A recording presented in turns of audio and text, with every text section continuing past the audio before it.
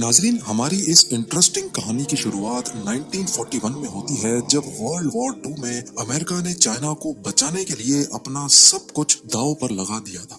जी हाँ, वही चाइना जिसके खिलाफ आज 2023 में अमेरिका खुलकर बात करता है। हुआ कुछ यूं था कि वर्ल्ड वॉर 2 को स्टार्ट हुए 3 साल गुजर चुके थे, जिसमें एक साइड पे जर्मनी और इटली थे, जबकि दूसरी साइड पे ब्रिटेन, नीदरलैंड्स और फ्रांस थे। इस जंग में अमेरिका का कोई पार्ट नहीं था। अमेरिका पूरी तरह से न्यूट्रल था, क्योंकि वर्ल्ड वॉर 1 में हुए नुकसानात की वजह से अमेरिका खुद को यूरोप और एशिया में होने वाली जंग से बिल्कुल अलग रखना चाहता था। पर एक मुल्क था जो अमेरिका को मुसलसल सताए जा रहा था, और वो था जापान। जापान के पास नेचुरल रिसोर्सेज कम होने की वजह से वो अपने आस पड़ोस के मुल्कों पर धड़ाधड़ कब्जा जमा रहा था, ताकि वो अपनी नेचुरल रिसोर्सेज की डिमांड्स पूरी कर सके। कोरिया, ताइवान और चाइना के बड़े इलाकों पर जापान कब्जा कर चुका था। पैसिफिक ओशन में ही जापान के करीब फिलीपींस, मलेशिया और इंडोनेशिया पर भी इसकी नजर थी। पर मसला ये था कि मलेशिया ब्रिटिश कॉलोनी थी, इंडोनेशिया नीदरलैंड्स की और फिलीपीन न्यूट्रल रहने वाले अमेरिका की कॉलोनी थी। इन कंट्रीज को जापान का दूसरे मुल्कों पर कब्जा करना बिल्कुल भी ठीक नहीं लग रहा था, क्योंकि जापान के पीछे असल में हिटलर का हाथ था, और हिटलर ब्रिटेन और अमेरिका का दुश्मन था।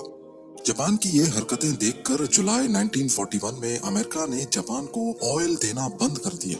जापान के पास खुद का ऑयल नहीं था, बल्कि उसकी डिमांड का 80% ऑयल वो अमेरिका से ही इंपोर्ट करता था। अमेरिका ने उसके सामने ये कंडीशन रखी कि पहले उसको चाइना में अपना कब्जा छोड़ना पड़ेगा, फिर जाकर उसको ऑयल दिया जाएगा। जापान के लिए ये एक बहुत ही मुश्किल फैसला था। एक तरफ अगर वो चाइना से अपना कब्जा छोड़ देता तो पूरी दुनिया समझती कि इसने हिटलर की सपोर्ट के बावजूद अमेरिका के सामने अपने घुटने टेक दिए हैं। दूसरी तरफ ऑयल था, जिसके बगैर जापान का होल्ड वैसे ही कमजोर पड़ जाना था। जापान ने फैसला किया कि वो चाइना से अपने फौजी वापस नहीं बुलवाएगा, बल्कि अंदर ही अंदर उसने प्लान बनाया कि वो ऑयल के लिए इंडोनेशिया पर कब्जा करेगा। लेकिन ये काम इतना आसान नहीं था। जैसा कि हम पहले भी जान चुके हैं कि इंडोनेशिया उस वक्त नीदरलैंड्स की कॉलोनी थी, और वहां तक पहुंचने के लिए जरूरी था कि पहले फिलीपींस पर कब्जा किया जाए, जो कि अमेरिका की कॉलोनी थी। जापान को अच्छी तरह मालूम था कि अगर उसने फिलीपींस पर हमला किया तो उसकी जवाबी कार्रवाई पैसिफिक ओशन में ही मौजूद American naval base Pearl Harbor से की जाएगी। लेकिन क्योंकि जापान के पास अब ऑयल रिजर्व्स तेजी से खत्म होते जा रहे थे, और उनके पास हमला करने के सिवा और कोई ऑप्शन नहीं बचा था, फिलीपींस पर नहीं बल्कि पर्ल हार्बर पर। जी हाँ, जापानीज मिलिट्री लीडर ने फैसला किया कि वो अमेरिका की पर्ल हार्बर बेस पे एक सरप्राइज अटैक करके पूरी बेस को ही उड़ा डालेंगे, ताकि उसके बाद जापान आसानी से फिलीपींस पे कब्जा कर सके। जापान अब चुपके से पर्ल हार्बर पर अटैक करने की तैयारी में लग चुका था। उसने अपनी फ्लीट तैयार करना शुरू कर दी, जिसमें 2 बैटलशिप्स, 39 सबमरीन्स, 30 डिस्ट्रॉयर्स और हैरत अंगेज तौर पे 414 बॉम्बर एयरक्राफ्ट थे। इन एयरक्राफ्ट्स को 6 एयरक्राफ्ट कैरियर्स के जरिए पर्ल हार्बर की तरफ रवाना किया गया। दूसरी तरफ अगर पर्ल हार्बर पर खड़ी अमेरिकन फोर्स का अंदाजा लगाया जाए तो इसमें 8 बैटलशिप्स, 59 एंटी एयरक्राफ्ट शिप्स, 4 सबमरीन्स और 390 एयरक्राफ्ट थे। देखा जाए तो अमेरिका के पास जापान का हमला नाकाम बनाने के लिए काफी फोर्स मौजूद थी, लेकिन इसके लिए जरूरी था कि इनको पहले से इस हमले की इंफॉर्मेशन मिल जाए। पर जापान ये अटैक हर तरह से सीक्रेट रखना चाहता था, इसीलिए जापानीज कमांडर ने फैसला किया कि हमले से पहले वो किसी किस्म की भी वायरलेस कम्युनिकेशन से दूर रहेंगे।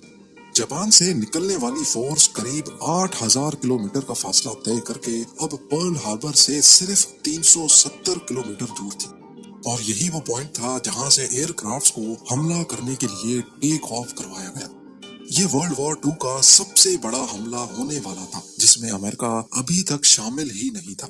7 दिसंबर 1941 की सुबह को 7:57 पे 350 जापानीज एयरक्राफ्ट्स ने पर्ल हार्बर पे 2 अलग अलग ग्रुप्स में धावा बोल दिया। अमेरिकन जो इस हमले से बिल्कुल लाइल्म थे, उन पर तो जैसे कयामत ही टूट पड़ी थी। जापानीज एयरक्राफ्ट्स के पहले ग्रुप ने गोलों की बारिश कर दी थी। 45 मिनट्स तक ये पर्ल हार्बर पर हमला करते रहे और फिर वापस चले गए। पहले तो यूं लगा शायद हमला खत्म हो चुका है, लेकिन 10 मिनटों बाद बॉम्बर एयरक्राफ्ट्स का दूसरा ग्रुप आया और बची कुची नेवल बेस को भी गोले बरसा बरसा कर तबाह कर दिया। पूरे 1 घंटे और 15 मिनटों तक ये हमला जारी रहा, जिसमें जापान का पलड़ा हर तरह से भारी था। अमेरिका की 20 वेसल्स, 8 बैटलशिप्स और 300 से भी ज्यादा प्लेन्स को खड़े खड़े तबाह कर दिया गया था। जमीन को आग और आसमान को काले धुएं के बादलों ने छुपा दिया था। इसी दौरान अमेरिका की एक बैटलशिप में अफ्रीकन अमेरिकन बावर्ची डोरिस मिलर भी था, जिसका जिक्र हमने वीडियो की स्टार्टिंग में किया था। लॉन्ड्री कलेक्शन के दौरान डोरिस को एक सायरन सुनाई दिया। ये खौफनाक सायरन सुनकर जब तक वो बाहर आता, एक जापानीज टॉर्पेडो मिसाइल उनकी शिप पर आ लगा, जिसमें शिप कैप्टन समेत बहुत ऑफिसर्स जख्मी हो गए। डोरिस ने अकेले जख्मियों को सेफ जगह पे शिफ्ट किया और फिर एंटी एयरक्राफ्ट मशीन गन पे जाकर खुद जापानीज एयरक्राफ्ट्स पर पलट कर वार किया। उसने बगैर ट्रेनिंग के टोटल 6 जापानीज तैयारे मार गिराए थे, जबकि इस हमले में जापान ने टोटल 29 एयरक्राफ्ट्स खोए थे। डोरिस मिलर पहला अफ्रीकन अमेरिकन था जिसको बाद में नेवी क्रॉस दिया गया। ये अवार्ड यूएस नेवी का सबसे बड़ा, जबकि यूनाइटेड स्टेट्स में मेडल ऑफ ऑनर के बाद दूसरा बड़ा अवार्ड है। 1 घंटे 15 मिनट हमला आवर होने के बाद जापानीज एयरक्राफ्ट तो वापस चले गए, लेकिन वो अब अमेरिका को भी वर्ल्ड वॉर 2 में धकेल चुके थे। वही अमेरिका जो इस हमले से पहले वर्ल्ड वॉर 2 में शामिल ही नहीं था। अमेरिका ने पर्ल हार्बर पर हमले के अगले ही दिन जापान को सबक सिखाने का फैसला कर दिया और उनके खिलाफ खुली जंग का ऐलान भी कर दिया। अगले 3 महीनों तक अमेरिका अपनी नेवल बेस को वापस रीस्टोर करने में लगा रहा। खुशकिस्मती से कई शिप्स शैलो वाटर में डूबी थीं जो रिपेयर के काबिल भी थी। 4 महीनों के बाद अमेरिका ने जापान पर वैसे ही हमला किया जैसे उन्होंने पर्ल हार्बर पे किया था। जी हाँ, अप्रैल 1942 में अमेरिका ने जापान के कैपिटल टोक्यो पर बमों की बरसात कर दी। ये अमेरिका का वर्ल्ड वॉर 2 में किया जाने वाला पहला हमला तो था, लेकिन इसके बाद अमेरिका ने बस नहीं की। अगले 4 सालों तक जापान और अमेरिका की शदीद लड़ाई चलती रही, जिसमें अब अमेरिका का पलड़ा भारी था। जापान इस जंग में बहुत कमजोर हो चुका था, लेकिन वो किसी सूरत हार नहीं मान रहा था, अमेरिकन के सामने सरेंडर नहीं कर रहा था। आखिरकार अगस्त 1945 में अमेरिका ने जापान के खिलाफ अपना आखिरी कार्ड इस्तेमाल कर ही डाला। 6 अगस्त 1945 को सुबह के 8 बजे जापान के हिरोशिमा शहर के ऊपर एक Boeing B-29 super fortress aircraft देखा गया। इस जहाज ने 4400 केजी वजनी लिटिल बॉय नामी बॉम्ब हिरोशिमा के ऊपर गिरा डाला। एग्जैक्टली 43 सेकंड्स के बाद एक जोरदार धमाका हुआ और सब कुछ वाइट हो गया। उसके बाद एक फायरबॉल जमीन से आसमान की तरफ गया, जिसने जमीन का टेम्परेचर 5000 डिग्री सेल्सियस तक पहुंचा दिया। ये हिस्ट्री का पहला न्यूक्लियर अटैक था, जिसने सिर्फ एक चुटकी में ही पूरे हिरोशिमा पर 80% से भी ज्यादा बिल्डिंग्स को मिट्टी का ढेर बना दिया। जापानीज मिलिट्री लीडर्स के तो जैसे पैरों तले जमीन ही खिसक गई थी। अभी वो कुछ और समझते कि 3 दिनों के बाद 9 अगस्त को अमेरिका ने जापान के शहर नागासाकी पर भी न्यूक्लियर बॉम्ब गिरा दिया। ये मार्क 3 बॉम्ब था, जिसका कोड नेम फैट मैन रखा गया था। 4670 केजी वजनी इस बॉम्ब ने गिरते ही पूरे शहर को सफाए हस्ती से ही मिटा डाला।